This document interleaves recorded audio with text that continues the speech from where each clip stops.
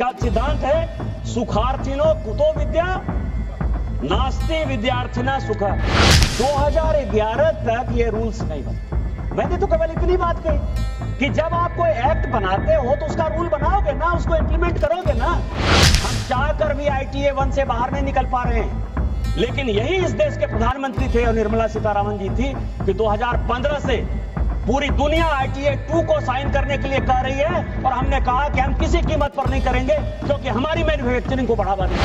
चुलबुलिया bulb लगाते हैं तो वो भी चाइना से आ रहे हैं। ये सब आपके देन है और आप मुझे कहोगे कि हम क्यों नहीं कंपीट कर पा रहे हैं, हम क्यों नहीं कंपीट कर पा रहे हैं। तो चाहे कांग्रेस के हमारे मित्र बोल रहे थे, उनकी खुद की रिपोर्ट हो, वो सब ये कहती है कि भारत एक ऐसा सितारा बनकर उभरा है जिसने कि पिछले 10 साल में दुनिया को मात देते हुए अपने आप को वर्ल्ड की नंबर 3 इकोनॉमी की तरफ अपने आप को खींचा। 2014 तक, और ये पूरे सदन को जानने वाली बात है कि 2014 तक भारत की इकोनॉमी केवल और केवल 2 लाख करोड़ की थी, 2 लाख करोड़ डॉलर की थी। आज वो 10 साल में 4.5 लाख करोड़ डॉलर की है। ये पूरे सदन को और पूरे देश को जानने वाली बात है कि केवल जो है 2 ट्रिलियन डॉलर की इकोनॉमी 2014 तक, 70 साल में आपने इस देश को 2 ट्रिलियन डॉलर की इकोनॉमी दी और हमने 10 साल में उसको लगभग 4 साढ़े 4 करोड़ ट्रिलियन डॉलर में जो है पहुंचा दिया है। क्या है, क्या है? आपको दिखना नहीं आता, नहीं देखे। अभी कई एक लोगों ने कहा कि 35% जो यहां के अमीर आदमी हैं उन्होंने अपनी नागरिकता बदल ली, किसी देश में चले गए। थरूर साहब, आप तो बहुत दिन विदेश में रहे हैं। डॉम टैक्स के बाद यूके का क्या हाल है? 50% लोगों ने, अमीर लोगों ने वहां का जो है नागरिकता छोड़ा है। 50% लोगों ने, वो दुबई के नागरिक हो रहे हैं, वो सिंगापुर के नागरिक हो रहे हैं, वो बनातू के नागरिक हो रहे हैं, वो जितने टैक्स हेवंस हैं उनके नागरिक हो रहे हैं। अमेरिका में पिछले 15 साल में क्या हुआ? बाइडेन के राज में पिछले 4 साल में लगभग 22%, जो अमेरिका कहता था कि हम पूरी दुनिया को अब दिशा देते हैं और सभी अमेरिका आना चाहते हैं, 22% लोगों ने वहां की नागरिकता छोड़ी है। 22%। और पूरे यूरोपियन यूनियन में 33% लोगों ने नागरिकता छोड़ी है। आप भारत की बात करते हैं। लोग यदि टैक्स छोड़ना चाहते हैं, विल सब्सटेंशिएट, जो मैं कहता हूं उसको मैं सब्सटेंशिएट करूंगा। I know the rule and will substantiate it, so don't worry. ये जो है ये जादूगर का बजट नहीं है, ये मजदूर का बजट है। हम मजदूरी कर रहे हैं। माननीय प्रधानमंत्री जी, पिछले 10 साल से जो, इसीलिए आपने जो कहा कि ये जादूगरी का बजट है, ये जादूगरी का नहीं, ये मजदूरी का बजट है। और जो आप लोग कहते हैं ना, कांग्रेस का क्या है सिद्धांत? कांग्रेस का सिद्धांत है सुखार्थिनो कुतो विद्या नास्ति विद्यार्थिना सुख। जो सुखी आदमी हैं, जो इनको हरा हरा चीज दिखाई देता है, उनको कभी विद्या नहीं होती। आप लोगों को कभी ज्ञान नहीं होगा, मुझे लगता है, क्योंकि आपको मोदी का विरोध करना है। एक पॉइंट एजेंडा है कि सरकार की सभी चीजों का आपको विरोध करना है और उस विरोध में आपको कोई चीज अच्छा नहीं दिखाई देगा। मैं आपको बता रहा हूं, जब हमारी सरकार बनी 2014 में, टैक्स जीडीपी रेशियो क्या था? टैक्स को आप यदि कैलकुलेट करते हैं पूरी दुनिया में या देश में, तो सबसे पहला होता है कि टैक्स जीडीपी क्या था। टैक्स जीडीपी मैं बताता हूं कि 2009 में टैक्स जीडीपी रेशियो था 6.8। 2010 में यह चला गया 6.7। 2010 में यह चला, 2011 में चला गया 6.6। 2012 में चला गया 6.5। जब हमने चार्ज लिया, टैक्स जीडीपी रेशियो 6.5 था। क्यों? वाजिद अली का सामगाना था, लखनऊ विलासिता के रंग में डूबा हुआ था, सारे के सारे करप्शन जो है भरे पड़े थे, किसी के ऊपर जो है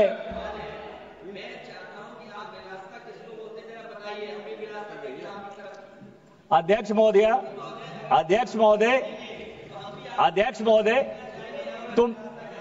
मैंने तो एक कहानी का जिक्र किया।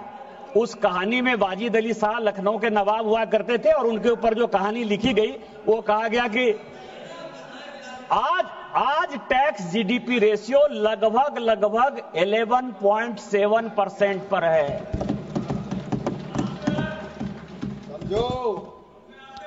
मध्यम वर्ग को 12 लाख का जो सैलरीड क्लास है उसको 12 लाख और उसके एग्जेम्पशन को यदि जोड़ लें तो लगभग 13 लाख का जो है हमने फायदा पहुंचाया है। और सारे परेशानी की जड़ इस पूरे बजट में, पिछली बार मैंने बजट का भी भाषण सुना और अभी भी मैंने फाइनेंस बिल पर भाषण सुना, वही बोन ऑफ कंटेंशन है।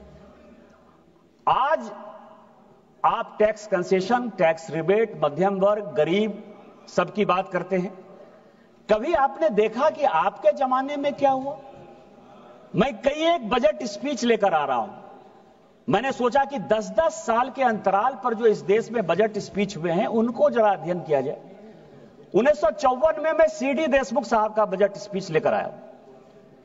उन्होंने कहा कि हमने एक एग्रीमेंट किया है वर्ल्ड के साथ कि 86.7% से ज्यादा जो है इनकम टैक्स हम लोगों के ऊपर नहीं दे सकते हैं, इसलिए 40,000 से ऊपर, यह सबको जानने वाली बात है कि 40,000 से ऊपर जिन लोगों को टैक्स लगता है उनको हम 92.5% टैक्स ब्रैकेट में रखते हैं। इस देश में 92.5% टैक्स था 1954 में, 92.5%। 1964 का बजट स्पीच लेकर आ रहा हूं मोरारजी भाई का। 1964 इनकम टैक्स कितना था? 50,000 से ऊपर लोगों को लगभग 94%। और फिर मैं 1973 का श्रीमती इंदिरा गांधी जी का बजट स्पीच लेकर आया हूं 1973 में। वो कह रही है कि 94% से कम में काम नहीं चलेगा। और फिर मैं बीपी सिंह साहब का बजट स्पीच लेकर आया हूं राजीव गांधी जी के समय 86 में, 62.7%। आपने क्या किया गरीबों के साथ, मिडिल क्लास के साथ? बताओ। हम क्या कर रहे हैं?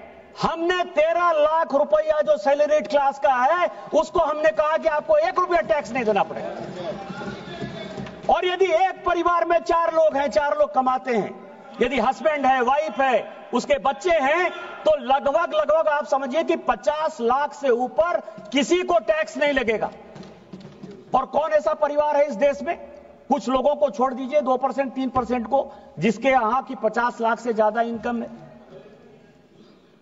आप क्या बात करेंगे? दूसरा मैं लेकर आया हूं कॉर्पोरेट। अभी बहुत बड़ी बात कही कॉर्पोरेट। इस देश को जानने वाली बात है कुछ चीजें। 1966 में रिलायंस, हमारे सरकार को बहुत कहा जाता कि अडानी की सरकार है, अंबानी की सरकार है। जब अपोजिशन में, जब कांग्रेस इधर थी, जब कांग्रेस थी तो हम भी कहते थे कि ये टाटा की सरकार है, बिरला की सरकार है। इस देश में जानने वाली बात है कि 1966 में रिलायंस इंडस्ट्री आई 66 में, और 98 तक मैं ऑन रिकॉर्ड ये बात कर रहा हूं मिस्टर कार्ति चिदंबरम, 98 तक रिलायंस इंडस्ट्री 1 रुपया टैक्स नहीं देती थी इस देश में। ऑन रिकॉर्ड कर रहा हूं मैं।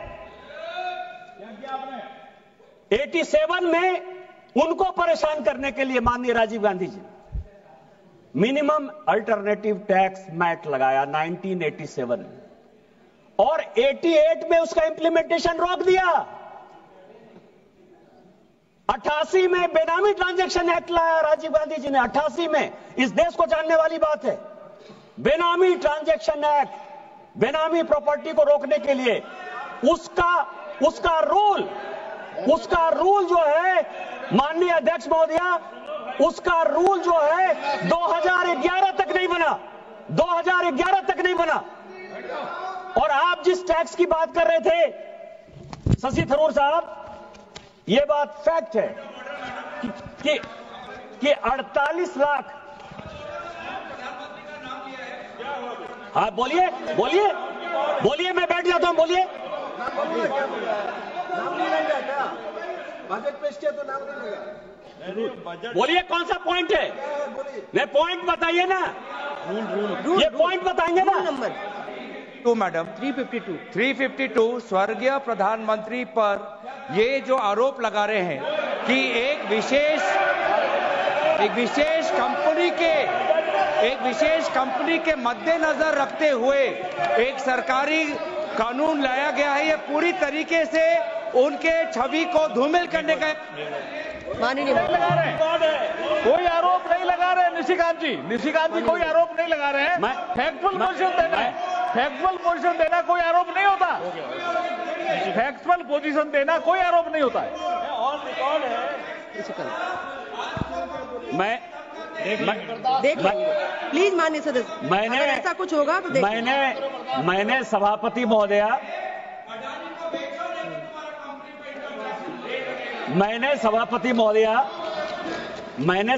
महोदया कोई आरोप नहीं लगाया। मैंने कहा कि माननीय पूर्व प्रधानमंत्री राजीव गांधी जी, मैं उनका बहुत सम्मान करता हूं और सम्मान करना भी चाहिए, इस देश के प्रधानमंत्री रहे, बहुत सीनियर लोग हैं। एक चैप्टर जो है, एक बुक हम लोगों को मिलता था रेवेन्यू फॉरगॉन का, कॉर्पोरेट को कैसे फायदा पहुंचाया जाता था, ये मैं आपको बताऊं। और ये सीएजी की रिपोर्ट जो मैं कह रहा हूं, ये सीएजी की रिपोर्ट जो लेके आया हूं मैं, वो ये दिखा रहा है कि इस देश में कॉर्पोरेट टैक्स लगभग 33%, जो 2004 से लेकर 14 तक यूपीए चलाती रही, 4 से 14 तक 33%। सेस की बात की अभी मिस्टर थरूर ने, तो सेस को यदि मान लेंगे तो टोटल वो टैक्स बढ़ता था 38.9 के आसपास। सीएजी कह रहा है कि 10 साल में किसी भी कॉर्पोरेट ने उसने 400, इस देश के 400, ये 13-14 की रिपोर्ट है, 400 बड़े इंडस्ट्रियल हाउस का जो है नाम दिया, उसका जो टैक्स था वो केवल 22.3% था। 22% से ज्यादा कॉर्पोरेट ने कभी इस देश में टैक्स ही नहीं दिया 2014 तक। हमने क्या टैक्स दिया? हमसे आपने कभी 40% वसूला, कभी 30% वसूला, कभी 25% वसूला। 3 लाख 4 लाख के बाद जो है, जो गरीब आदमी है वो भी टैक्स देना शुरू कर दिया। कभी अपने गिरेबान में झांके हैं। और ये आपका रिसिप्ट है, रेवेन्यू फॉरगॉन का एक पेपर आता था, हम सभी ने इसको पढ़ा, जब बजट पेपर तो उस वक्त आता था, अब तो डिजिटल कर दिया है ओम बिरला साहब ने। उसने ये कहा अंतिम में 13-14 में जब ये लोग जा रहे थे, 5 लाख करोड़ रेवेन्यू फॉरगॉन सारे बिजनेसमैन को किया।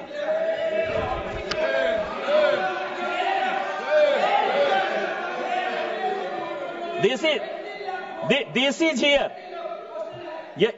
हियर, ये मैं 13-14 का जो है पूरा वो रेवेन्यू फॉरगॉन का ये रिपोर्ट लेकर आया हूं।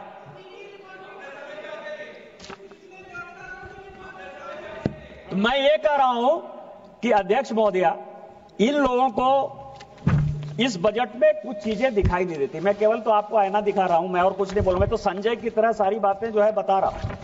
यदि आप सुनना चाहते हैं तो सुनिए, नहीं सुनना चाहते हैं मैं क्या करूं। अब रोजगार की बात कर रहे हैं कि इस बजट में रोजगार के लिए क्या क्या है। आप लोग सबसे ज्यादा चिंता जो है उसी पर कर रहे हैं। मैं रोजगार पर ही आता हूं। इंटरनेशनल फाइनेंसिंग सर्विस सेंटर, इसके ऊपर हमने जो है बहुत ज्यादा ध्यान दिया, उसके टैक्स के कंसेशन के बारे में, जिससे कि नए नए स्टार्टअप्स खड़े हों, नए लोग आए, नई इक्विटी आए, नए डेवलपमेंट हो। कभी आपने इस बजट को पढ़ा है? इलेक्ट्रॉनिक मैन्युफैक्चरिंग दूसरा ऐसा सेक्टर है जिस पर कि यह सरकार इस बजट में, इस फाइनेंस बिल में बहुत कुछ लेकर आई है। और फिर मैं पूरे सदन का और पूरे देश का ध्यान आकर्षित करना चाहता हूं। बहुत बातें होती हैं कि यहां मैन्युफैक्चरिंग नहीं हो रहा है,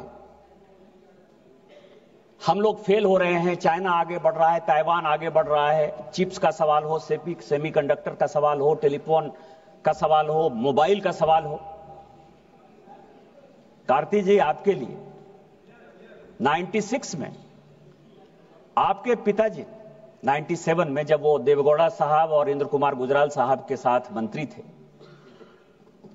ITA international telephone agreement, telecom agreement ITA-1 वो साइन कर, और पूरी दुनिया में 194 कंट्री है, अब तो 195 हो गया है। 195 कंट्री में केवल 17 कंट्री सिग्नेटरी थे, बाद में वो बढ़कर 29, इवन चाइना भी उसका सिग्नेटरी नहीं था। चाइना भी उस एग्रीमेंट का पार्ट 2003 में हुआ। और हमने क्या एग्रीमेंट कर लिया? हमने एग्रीमेंट कर लिया कि 2004 तक ये जितने इलेक्ट्रॉनिक्स हैं, टॉयज हैं, हार्डवेयर हैं, सॉफ्टवेयर हैं, चिप्स हैं, सेमी कंडक्टर हैं, कहीं से भी लेके आ जाइए, हम जीरो ड्यूटी लेंगे। पूरी कस्टम ड्यूटी एबॉलिश कर दी, ये एग्रीमेंट साइन कर लिया। मैं उस कमेटी का चेयरमैन हूं, मिस्टर थरूर इसके पहले उस कमेटी के चेयरमैन थे, प्रताप राज यादव थे। हम लोग लगातार मेहनत कर रहे हैं, लगातार सरकार को कह रहे हैं। मैं शशि थरूर साहब का धन्यवाद दूंगा कि उन्होंने भी इस बात के लिए लगातार कहा कि ITA-1 से भारत को कैसे निकलना है। हम चाहकर भी ITA-1 से बाहर नहीं निकल पा रहे हैं, लेकिन यही इस देश के प्रधानमंत्री थे और निर्मला सीतारामन जी थी कि 2015 से पूरी दुनिया ITA-2 को साइन करने के लिए कह रही है, और हमने कहा कि हम किसी कीमत पर नहीं करेंगे, क्योंकि हमारी मैन्युफैक्चरिंग को बढ़ावा देना है। और जब आप रोपा पेड़ बबूल का आम कहां से हो?